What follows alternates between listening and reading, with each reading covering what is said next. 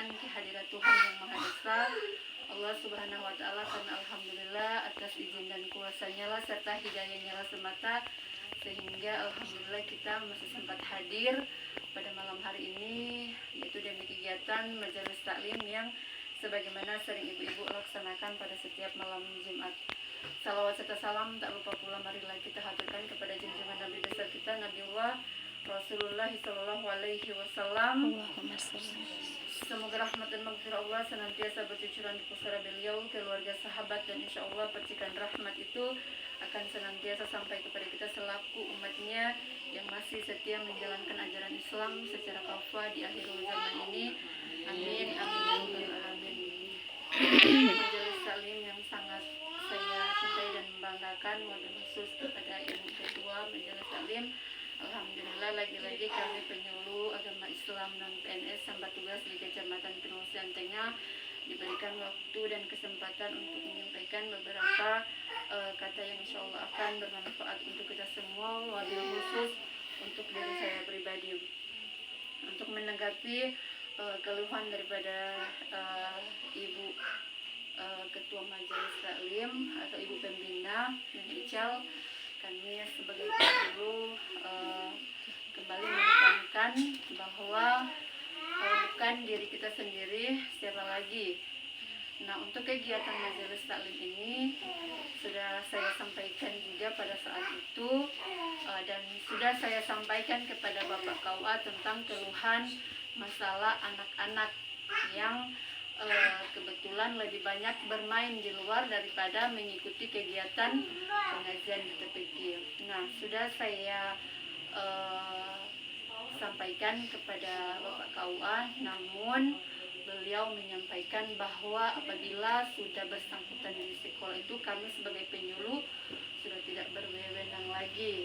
Nah, jadi di situ sebagai pemerintah desa dan guru TPQ ada baiknya kembali menerapkan, menyampaikan langsung kepada orang tua bahwa pentingnya kita dalam mendidik anak-anak itu dari usia dini, karena kalau sudah dia sudah remaja kemudian belum bisa membaca Al-Quran, maka otomatis rasa malu itu yang akan menghalangi dia untuk belajar. Jadi sekali lagi kami sebagai penyuluh menekan kepada ibu-ibu sekalian, mohon maaf bukannya kami menggurui, namun itu sangatlah penting. Ilmu agama itu lebih penting daripada ilmu yang kita kejar di dunia. Kenapa? Walaupun kita mendapat gelar sarjana ataupun titel apa, tetapi disayangkan apabila anak-anak kita tidak bisa menghafal ataupun membaca tulis Al-Quran. Yang akan dihisab itu, yang paling utama itu adalah ilmu yang bermanfaat untuk kita, berkhusus orang tua. Karena ketika kita meninggal, maka hanya ada 3 yang tidak akan terputus. Yang pertama itu doa anak soleh dan soleha, kemudian ilmu yang bermanfaat, dan apalagi ibu-ibu ada yang tahu yang ketiga? Yang pertama ilmu yang bermanfaat, itu bisa kita sebut dengan amal zariyah. Nah, ketika kita menyampaikan sesuatu ilmu yang bermanfaat kepada kita semua, maka niscaya ilmu itu yang akan amalannya itu tidak akan pernah terputus. Nah, kemudian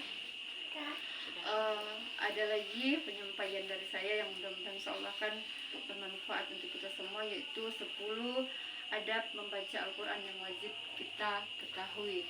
Jadi ibu-ibu, sebelum kita berangkat dari rumah menuju ke misalnya kegiatan seperti ini, apabila kita memegang Al-Quran, maka yang pertama itu kita harus dalam keadaan suci, itu berwudu.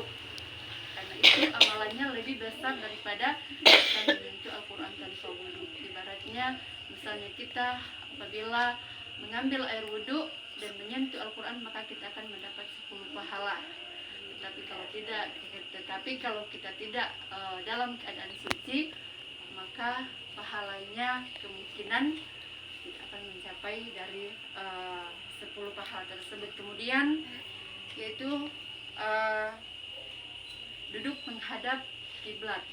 Tetapi kalau kita dalam keadaan bermajelis seperti ini, tidak apa-apa kalau tidak menghadap kiblat. Akan tetapi apabila kita mengaji misalnya di rumah ataupun di masjid, maka kita harus diwajibkan menghadap kiblat. Kemudian membaca ta'awudz, yaitu membaca ta'awudz itu a'udzubillahi minasyaitonirrajim. Kemudian memegang dengan tangan kanan. Itu disunahkan untuk memegang Al-Quran itu dengan tangan kanan, bukan dengan tangan kiri, karena kita ketahui tangan kiri itu biasanya kita gunakan untuk apa. Nah, makanya dalam ilmu hadis kita itu memegang Al-Quran itu harus dengan tangan kiri dan bukan dengan tangan kanan. Kemudian menempatkan Al-Quran itu lebih di atas, jangan sejajar dengan kaki kita seperti yang di depan Ibu Riana. Nah, jadi usahakan kita tidak menaruh Al-Quran itu misalnya di sejajar dengan telapak kaki kita, karena secara tidak langsung itu kita seperti menginjak Al-Quran. Nah, usahakan tempatnya lebih tinggi daripada misalnya. Nah, kemudian memperhatikan ilmu tajwid. Misalkan ada guru bisa tersebut dengan Ical.